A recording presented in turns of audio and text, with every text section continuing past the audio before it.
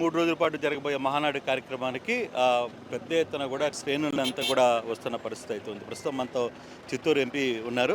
Sir ఎలా అనుకుంటున్నారు? 27, 28, 29 అది కూడా మీరు ఈసారి కడప జిల్లాలో పెడుతున్నారు మహాసభ మహానాడు. అందులో కొంచెం ప్రెస్టీజ్ ఇష్యూ లాగా తీసుకున్నట్టు కనబడుతుంది. మీకున్న డైరెక్షన్ ఏంటి? నమస్కారం. దీనిలో ప్రెస్టేజ్ ఇష్యూ లేదండి. రాయలసీమలో మహానాడు ఈ 40 సంవత్సరాల్లో పెట్టలేదు కాబట్టి ఫస్ట్ టైం పెడదామని అనుకున్నారు. అయితే ఇప్పుడున్న ఏర్పాట్లను బట్టి చూస్తుంటే బ్రహ్మాండంగా జరిగేటట్టుంది. దగ్గర దగ్గర 140 ఎకరాలు స్థలంలో ప్రశాంతంగా జరుగుతుంది. తర్వాత ఈ చుట్టుపక్కల రాయలసీమ జిల్లాలో కూడా బాగా టీడీపీ ఉంది కాబట్టి మంచి గ్యాదరింగ్ కూడా అవుతుంది.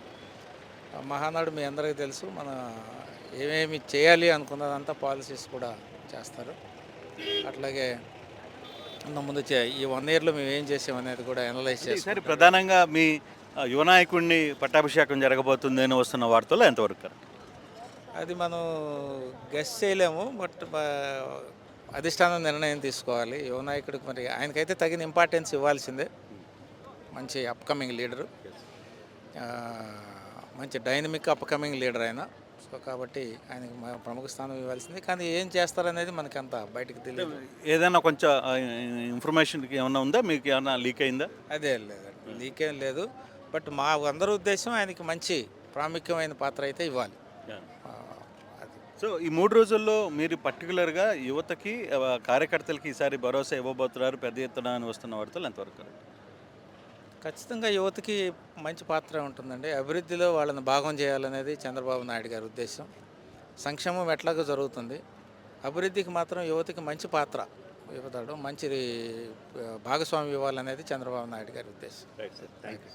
సో ఇది చిత్తూరు ఎంపీ మాట్లాడుతున్న పరిస్థితి. ఒకటి, యువతకు పట్టాభిషేకం చేయాలి, ఇంపార్టెన్స్ ఇవ్వాల్సిన పరిస్థితి. అలాగే లోకేష్ విషయంలో కొంత ఇంకా పూర్తి క్లారిటీ రాలేదు అని చెప్పి ఆయన చెప్తున్న పరిస్థితి. కోర్టు స్టూడియో మొదటి నుంచి అంటే రేపు ఎల్లుండి 3 రోజులు జరగబోతున్న ఈ మహానాడికి ఇప్పటికే మంత్రులు, సీనియర్ నేతలు, ఎంపీలు అందరూ కూడా ఒక్కొక్కరు హాజరవుతున్న పరిస్థితి అయితే ఉంది. ప్రస్తుతం మనకి ఐఎన్పిఆర్ మినిస్టర్ మనతో ఉండరు, మాట్లాడే ప్రయత్నం అయితే చేద్దాం. సార్, 3 రోజులు అందులో పర్టికులర్గా మీరు కడపలో ఎంచుకున్నారు. ఈసారి మహానాడు ఎప్పుడు లేని విధంగా ఈసారి టీడీపీ ఒక పెద్ద సభని కడప జిల్లాలో ఎంచుకోవడం అస్సలు కారణం ఏంటి? మీరు ప్రత్యేకమైన కారణం ఉంటుందని చెప్పేసి నేను భావిస్తున్నాను. మహానాడు అనేది ప్రతి సంవత్సరం కూడా మేము ఈ కార్యక్రమాన్ని నిర్వహిస్తూ ఉంటాం.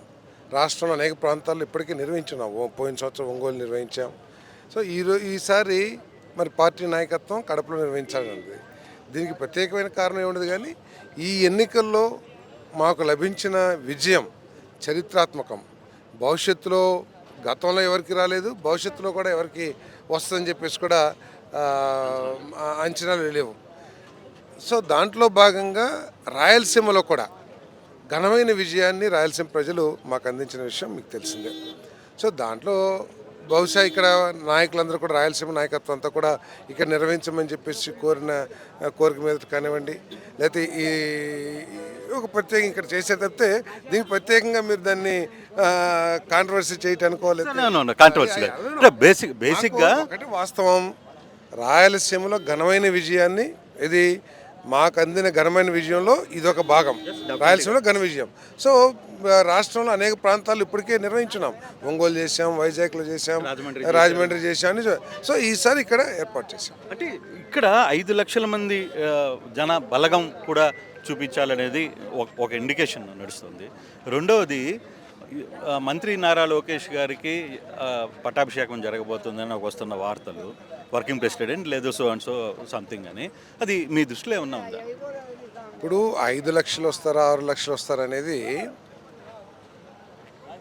ఈ రాష్ట్ర వ్యాప్తంగా అధికారంలోకి వచ్చిన మొట్టమొదటి సంవత్సరం కాబట్టి రాష్ట్ర వ్యాప్తంగా ఉన్న ఉత్సాహాన్ని దృష్టిలో పెట్టుకుని 5 లక్షలు వస్తుందని చెప్పేసి మేము భావిస్తా ఉన్నాం. ఇప్పుడు ఉన్న సమాచారం, నాకున్న సమాచారం ఏంటంటే 5 లక్షలు మించిపోతారని కూడా నాకు సమాచారం అందుతూ ఉంది. ఇది ఉత్సాహం ఉంది. ఇప్పుడు మా యువ నాయకుడికి పట్టాభిషేకం కార్యకర్తలు ప్రజల కోరిక మేరకు ఎప్పుడైనా చేయొచ్చు. దీన్ని ఒక ప్రత్యేక కార్యక్రమంగా ఉందని చెప్పేసి నాకైతే సమాచారం లేదు. తప్పకుండా నారా లోకేష్ గారు మా యువ నాయకుడు, భవిష్యత్ నాయకుడు, Telugu Desam party undisputed leader is. కానీ 3 రోజుల పాటు ముఖ్యమంత్రి గారు ఇక్కడే ఉండబోతున్నారు. ఇదే సభ ప్రాంగణంలో ఎప్పుడూ ఉంటారు. కానీ ముఖ్యమంత్రి స్థాయిలో ఉండడం కూడా ఒక్కొక్క ప్రాబ్లమ్స్ కావచ్చు, లేకపోతే మీరు అన్ని శాఖలతో అనుసంధానం చేసుకోవాలి. సో కొంత ఆ ఇబ్బంది ఏమన్నా ఉంది అని అనుకుంటున్నారు? ఇబ్బంది ఏమీ లేదు. ఆయన మీకు తెలిసిందే, ఎప్పుడు అవసరం ఉన్నా కూడా క్షేత్రస్థాయిలో ఉండి పనిచేసే గొప్ప వ్యక్తి, నాయకుడు ఆయన. మీరు మొన్న వరదల్లో చూసినా బస్సులోనే పడుకొని, ఆ గెస్ట్ హౌస్లో పడుకొని ఏ విధంగా ఆ బుడమేరు వరద కార్యక్రమాలు నిర్వహించారో మీకు తెలుసు. అంతకుముందు కుర్చీ లేని రాజధాని మనకు వచ్చినప్పుడు ఏ విధంగా ఆయన వచ్చేసి బస్సులో పడుకొని అమరావతి, ఆంధ్రప్రదేశ్ అభివృద్ధి ఇవన్నీ కూడా ఏ విధంగా చర్చించారో మీకు తెలుసు. ఆయన ఎప్పుడైనా సరే క్షేత్రస్థాయిలో స్పాట్లో ఉండి కార్యక్రమాలు నిర్వహించే వ్యక్తి కాబట్టి ఆయన ఎప్పుడు ఇక్కడే ఉంటారు. దాన్ని లిక్కర్ స్కామ్కి సంబంధించి జగన్మోహన్ రెడ్డి ఒక సార్, నేను ఇంట్లోనే ఉన్నాను, మీ ఇష్టం మీరు చేసుకునే పని అయితే అరెస్టులు చేసుకోవచ్చు అని కూడా మాట్లాడారు. ఏ విధంగా అసలు ఎలా వెళ్తుంది, మీకు ఏమైనా ఒక సమాచారం? సో ఆయన మాట్లాడే తీరేమిటో ఈ రాష్ట్ర ప్రజలందరికీ తెలిసిందే. సో దాని మీద నాకు పూర్తి అవగాహన లేదు. అది ప్రభుత్వం, చట్టం తన పని తను చేసుకుపోతుంది తప్పితే దాని మీద నాకు సమాచారం లేదు. Right sir, thank you. Parthasarathi garu అయితే చాలా క్లియర్గా ఒకటే మాట చెప్తున్నారు. లిక్కర్ స్కామ్కి సంబంధించిన వ్యవహారంలో ఎవరైతే జగన్మోహన్ రెడ్డి మాట్లాడిన వ్యవహారం మీద నేను దాని మీద పెద్దగా స్పందించాల్సిన అవసరం లేదు. చట్టం తన పని తాను చేసుకుంటూ వెళ్తుంది. దీని గురించి ఎక్కువగా ఆలోచించాల్సిన అవసరం లేదు. కానీ మా యువ నాయకుడికి మాత్రం పట్టాభిషేకం జరిగి తీరాలి, దాంట్లో మాకు ఎటువంటి డౌట్స్ లేవు అని చెప్పి చెప్తున్న పరిస్థితి. Vote studio. ఓవైపు మహానాడుకు కమలాపురం నియోజకవర్గం పబ్బాపురం ముస్తాబవుతుంటే, మరోవైపు ఎవరైతే మహానాడుకు వచ్చే ప్రతినిధులకు షడ్రుచులతో కూడినటువంటి వివిధ రకాల వంటకాలతో తయారైనటువంటి వంటకాలను తయారు చేసేందుకు కూడా ఇక్కడ ప్రస్తుతం వంటకాలు సిద్ధమవుతున్న పరిస్థితి మనం గమనించవచ్చు. వందలాది మంది కార్మికులు కూడా ఇక్కడికి రావడం జరిగింది. వీరంతా కూడా ఒకరు అటు ఏదైతే అల్లం తరుగుతుంటే, మరొకరు అట్లా రకరకాల వంటకాలు తయారు చేసేందుకు కూడా ఇప్పటికే ఇక్కడ సిద్ధమవుతున్న పరిస్థితి కనిపిస్తుంది. మనం ప్రధానంగా విజువల్స్లో గమనించవచ్చు. అన్ని రకాల కూరగాయలు, కాయగూరలు కూడా ఇక్కడ తీసుకొచ్చారు. ఏదైతే సాంబార్కు సంబంధించి ప్రత్యేకించి ఇక్కడ మునక్కాడలు, అదేవిధంగా క్యారెట్ వంటి వాటితో పాటు కూడా షడ్రుచులతో కూడినటువంటి వంటకాలు ఎవరైతే ఇక్కడికి వచ్చే ప్రతినిధులకు ఏర్పాటు చేస్తున్న పరిస్థితి కనిపిస్తుంది. మరోవైపు మనతో పాటు మంత్రి దేవినేని ఉమా గారు ఉన్నారు. ఆయన అడిగి తెలుసుకునే ప్రయత్నం చేద్దాం. అసలు వంటకాలకు సంబంధించి ఎలా ఉండబోతుంది ఏంటన్నటువంటి విషయం అడుగుతుంది. సార్ చెప్పండి, మహానాడుకు సంబంధించి ఇప్పటికే మంత్రులు కూడా ఇక్కడ తిష్టపెట్టడం జరిగింది. అయితే ఈ నేపథ్యంలో ఈ మహానాడును కడపలో నిర్వహించడానికి ప్రధాన కారణం మొట్టమొదటిసారిగా గడపలో మహానాడు జరుగుతుంది. దశాబ్దాల కళ, కోరిక ఈ ప్రాంతంలో మహానాడు ఈ జిల్లాలో జరగాలని ఇవాళ కూటమి ప్రభుత్వం అధికారంలోకి వచ్చిన 164 సీట్ల ఘన విజయంతో కార్యకర్తల నాయకుల మనోభిష్టం ప్రకారం జాతీయ అధ్యక్షుడు చంద్రబాబు నాయుడు గారు మహానాడు అవకాశం ఇక్కడ ఇచ్చారు. ఉభయ కడప జిల్లా నాయకులందరూ కూడా భుజం కలిపి అన్ని కమిటీల్లో ఉన్న రాష్ట్ర నాయకులు, జిల్లాల నాయకులు, అట్లాగే ఉమ్మడి ఆంధ్రప్రదేశ్లో నాయకత్వం మొత్తం కలిసి చక్కగా పనిచేస్తూ ఉన్నారు. అన్ని ఏర్పాట్లు పూర్తవుతున్నాయి. రేపు ఎల్లుండు ప్రతినిధుల మహాసభ జరుగుతుంది. సిద్ధాంతాలు, పార్టీ సిద్ధాంతాలు, ఎన్టీ రామారావు గారి పుట్టినరోజు, తెలుగు జాతి పండగ, అట్లాగే సూపర్ 6 అమలు అయ్యే విధానం, అట్లాగే 6 సూత్రాలు ఏదైతే లోకేష్ బాబు కార్యకర్తలకు మహానాడు ముందు తీసుకొస్తున్నారు, వీటన్నిటి మీద కూడా చర్చ ఉంటుంది. బ్రహ్మాండంగా 3వ రోజు జరగబోయే బహిరంగ సభకి లక్షలాది మంది తరలి వస్తూ ఉన్నారు. బ్రహ్మాండంగా జరగబోతూ ఉంది. మహానాడు ఘన విజయం, ప్రజల విజయం. తెలుగు ఇప్పటికే భోజనాలకు చాలా సంబంధించి ఇప్పటికే ఏర్పాట్లు చూశారు. ఎలా జరుగుతున్నాయి అసలు భోజనాలకు సంబంధించి? ఇప్పటికే అటు మీరు అక్కడ రుచి కూడా చూడటం జరిగింది. ఏదైతే ఆవకాయను రుచి కూడా చూడటం జరిగింది. ఎలా ఉన్నాయి వంటకాలు, షడ్రుచులు ఎలా ఉండబోతున్నాయి? అన్ని ఏర్పాట్లు పూర్తవుతూ ఉన్నాయి. ఎందుకంటే 40 సంవత్సరాల పైగా అనుభవం ఉన్న మొత్తం ఎవరైతే ఉన్నారో అందరూ కూడా భాగస్వాములు అయ్యారు. బ్రహ్మాండంగా ఏదైతే తెలుగు జాతి ఆత్మగౌరవ నినాదంతో పుట్టిన తెలుగుదేశం పార్టీ ఈరోజు ఒక ఆత్మవిశ్వాసంతో చంద్రబాబు నాయుడు గారి నాయకత్వంలో బ్రహ్మాండంగా మహానాడు జయప్రదం అవుతుంది.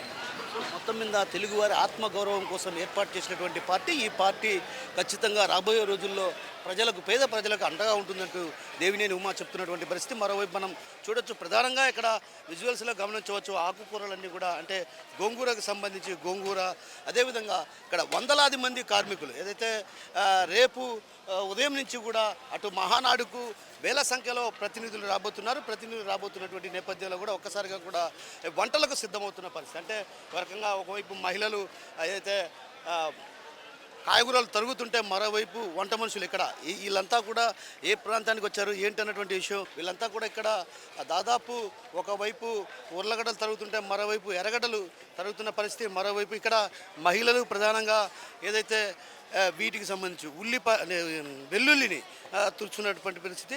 అయితే వీళ్ళంతా కూడా ఏ ప్రాంతం నుంచి వచ్చారమ్మా, ఎక్కడి నుంచి వచ్చారు? దెందులూరు మండలం నుంచి. దెందులూరు మండలం. ఎన్ని రోజులు ఉంటారమ్మా ఇక్కడ? రేపటి వరకు ఉంటాం. మొత్తం అంతా దెందులూరు నుంచి వచ్చారా? దెందులూరు మండలం అండి. మా ఎమ్మెల్యే గారు ద్వారా వచ్చామండి, చింతమనేని ప్రభాకర్ గారి ద్వారా. సో చింతమనేని ప్రభాకర్కి సంబంధించినటువంటి టీం అంట వీళ్ళంతా కూడా ఇక్కడ వంటకాలు సిద్ధం చేస్తున్న పరిస్థితి. మరో చూడొచ్చు మనం నోరూరించే ఏదైతే ఆవకాయ, అంటే ఈ ఆవకాయ ముద్ద తింటే చాలా బాగుంటుందంటూ కూడా నోరు రుచించే పరిస్థితి కనిపిస్తుంది. వీటికి సంబంధించి ప్రధానంగా ఇక్కడ వీళ్ళంతా కూడా మామిడికాయలంతా కూడా కోస్తున్నటువంటి పరిస్థితి. అంటే ఒక రకంగా ఏదైతే భోజనంతో పాటు ఆవకాయను కూడా రుచి చూపించబోతున్నారు. ఆవకాయ రుచులు కూడా ఇక్కడ ఉండబోతున్నాయి. మరోవైపు ఇక్కడ మహిళలు కూడా, అంటే పెద్ద ఎత్తున మహిళలు కూడా ఇక్కడికి రావడం జరిగింది. వీళ్ళంతా కూడా వంటలు ఇప్పటి నుంచే ప్రారంభమయ్యాయి. ఈ రోజు నుంచి కూడా అటు తాకిడి, అంటే ఏదైతే ప్రతినిధులకు సంబంధించి ప్రధానంగా ఇక్కడికి వచ్చే పరిస్థితుల నేపథ్యం, ఆ నేపథ్యంలోనే ఒక్కసారిగా ప్రతినిధులకు అంటే రుచికరమైనటువంటి భోజనాలు ఇవ్వాలన్నటువంటి ఉద్దేశంతోనే ఇక్కడ అంతా కూడా ఏర్పాట్లు చురుగ్గా సాగుతున్న పరిస్థితి మనం గమనిస్తున్నాం. మనం చూడొచ్చు ఇక్కడ విజువల్స్లో కూడా ఇప్పటికే ఏదైతే ఆవకాయ కూడా సిద్ధం చేసినటువంటి పరిస్థితి, ఆవకాయ ఊరగాయ కూడా సిద్ధం చేశారు. వీళ్ళంతా కూడా తూర్పుగోదావరి, పశ్చిమ గోదావరి జిల్లాకు చెందినటువంటి వాళ్ళు ఇక్కడికి రావడం జరిగింది.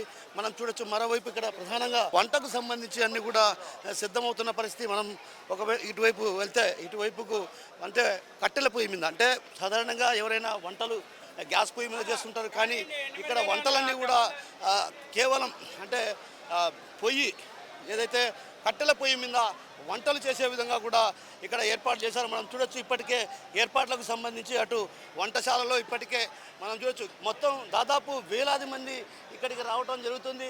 ఆ నేపథ్యంలో వారికి రుచికరమైనటువంటి భోజనం ఏదైతే కడప జిల్లా అంటే కడప జిల్లా అనే రీతిలో ఇక్కడ వంటలు నిర్వహించేందుకు కూడా ఇక్కడ ఏర్పాటు చేస్తున్నారు. మనం ప్రధానంగా విజువల్స్లో కూడా గమనించవచ్చు. దాదాపు కట్టెల పొయ్యి మీద, అంటే సాధారణంగా ఎవరైనా గ్యాస్ పొయ్యిల మీద వంటలు చేస్తారు, కానీ ఇక్కడికి వచ్చే మహానాడు ప్రతినిధుల సభకు వచ్చేటువంటి తెలుగు తమ్ముళ్లకు రుచికరమైన భోజనం, అది కూడా కట్టెల పొయ్యిపై తయారు చేసినటువంటి వంటలను ఏర్పాట్లు చురుగ్గా సాగుతున్నాయి. మరోవైపు ఇప్పటికే అటు ఏదైతే పచ్చళ్ళకు సంబంధించి ప్రధానంగా అటు ఆవకాయ పచ్చడి కావచ్చు, గోంగూర, అదేవిధంగా ఎండుమిర్చికి సంబంధించి మిర్చి, ఇలా రకరకాల కూరగాయలతో కూడినటువంటి ఊరగాయలతో పాటు అటు షడ్రుచులతో కూడినటువంటి వంటకాలకు కూడా ఇప్పటికే సిద్ధం చేస్తున్నారు. మరోవైపు ఏదైతే నాన్ వెజ్ సంబంధించి నాన్ వెజ్, అదేవిధంగా వెజిటేరియన్కి సంబంధించి వెజిటేరియన్ ఫుడ్ను కూడా అందించే దిశగా కూడా ఇప్పటికే ఏదైతే పుత్త నరసింహారెడ్డి ఏదైతే తనకు భోజన వసతికి సంబంధించి ఆయన్ను కో-కన్వీనర్గా ఏర్పాటు చేయడం జరిగింది. తర్వాత ఇక్కడ అంతా కూడా మొత్తం సర్వం సిద్ధమైన పరిస్థితి మనం చూడొచ్చు. ఇక్కడ రసానికి సంబంధించి చింతపండు, వంట చేసేవారు అంటే నీళ్లు తాగడానికి కూడా నీటి వసతిని కూడా ఏర్పాటు చేయడం జరిగింది. ఇప్పటికే ఏదైతే మహానాడుకు వచ్చే ప్రతినిధులు కొంతమంది రేపు ఉదయం చేరుకుంటారు కాబట్టి వారికి ఉదయం టిఫిన్, అదేవిధంగా మధ్యాహ్నం భోజనం, రాత్రి భోజనం ఏర్పాటు చేసే దిశగా కూడా అటు చూస్తున్నారు. మరోవైపు ఏదైతే ఇక్కడికి వచ్చేటువంటి వాళ్ళు కూడా మనం చూడొచ్చు. ఇక్కడ విజువల్స్లో ప్రధానంగా గమనించాలి. ఏదైతే ఇక్కడ ఏం తయారు చేస్తున్నారు, ఇది ఏం తయారు చేస్తున్నారు? బిర్యానీ సార్. బిర్యానీ? అవును సార్. బగారా రైస్. అవును సార్. ఎక్కడి నుంచి వచ్చారు మీరు? ఇందుపల్లి సార్. ఇందుపల్లి. ఎంతమంది వచ్చారు మీరు టీం? 30 మంది వచ్చాం సార్. అంటే మీ బిర్యానీ బాగుంటుందా? బాగుంటుంది సార్. బిర్యానీ మామూలుగా ఉండదు, పులుగు అట్ట నిలబడిపోయిద్ది, బాస్మతి రైస్ అట్ట నిలబడిపోయిద్ది పులుగు. ఇందుపల్లి బిర్యానీ వేసిందంటే మామూలుగా ఉండదు, అట్ట ఉండిద్ది. చూడండి 30 మంది మామూలుగా ఉండదు, అదిరిపోద్ది అంతే. రోజుకి ఒక 20 డేసాలు, రోజు 30 డేసాలు వేస్తాం బిర్యానీలు. అంటే only vegetarian, vegetarian plain biryani, only ప్లేన్గా ఉంటుంది. ఉల్లిపాయ టమాటా చెక్క లవంగా ప్లేన్. రోజుకు 20 డేస్ కలర్ ఏదైతే కలర్ రైస్ చేయబోతున్నాం అది కూడా చాలా బాగా ఉంటుందన్నటువంటి విషయాన్ని చెప్తున్నారు. మరోవైపు చూడొచ్చు మనం ఇక్కడే భోజన వసతితో పాటు అటు టిఫిన్ కూడా ఏర్పాటు చేస్తారు కాబట్టి వాటికి సంబంధించిన గ్రైండర్లు ఏదైతే మసాలాలకు సంబంధించి కావచ్చు, అదేవిధంగా టిఫిన్ ఇడ్లీ వడ దాంట్కి సంబంధించి కావచ్చు, వీటన్నిటికి కూడా ఇక్కడ గ్రైండర్లను కూడా ఏర్పాటు చేశారు. ప్రస్తుతం మనం చూస్తున్నాం ఇక్కడ వీళ్ళంతా కూడా ఏదైతే తెల్లగడ్డలను మిక్సీ చేస్తున్న పరిస్థితి మనం గమనించవచ్చు. తెల్లగడ్డలను మిక్సీ చేస్తున్నారు వీళ్ళంతా కూడా తూర్పుగోదావరి జిల్లా, పశ్చిమ గోదావరి జిల్లా నుంచి వచ్చారు. వీళ్ళంతా కూడా ఇక్కడ మిక్సీ కొడుతున్న పరిస్థితి, అంటే ఒక రకంగా మసాలాలు కూడా సిద్ధం చేస్తున్న పరిస్థితి కనిపిస్తుంది. మరోవైపు ఈరోజు ప్రధానంగా వంటకు సంబంధించి కొంతమంది ఇక్కడ వచ్చేటువంటి వారి కోసం కూడా వంట సిద్ధం చేస్తున్నారు. వేలాది మంది తరలి వచ్చే నేపథ్యంలో కూడా వంటకాలు కూడా ఇప్పటికే ప్రత్యేకించి మహానాడు ప్రాంగణం వద్దనే ఏర్పాటు చేయడం జరిగింది. ఈ ప్రాంగణం వద్దే ఇటు వంటలు పూర్తి చేసి ఆ తర్వాత స్టాల్స్కి పంపించడం జరుగుతుంది. ఏది ఏమైనప్పుడు కూడా వంటకాలను సిద్ధం చేసేందుకు వంట మనుషులు కూడా ఇక్కడ చేరుకోవడం జరిగింది. వారంతా కూడా రేపటి నుంచి కూడా వంటలు పూర్తి చేసి ఇక్కడి నుంచి స్టాల్స్కి పంపిస్తారు. Over to studio.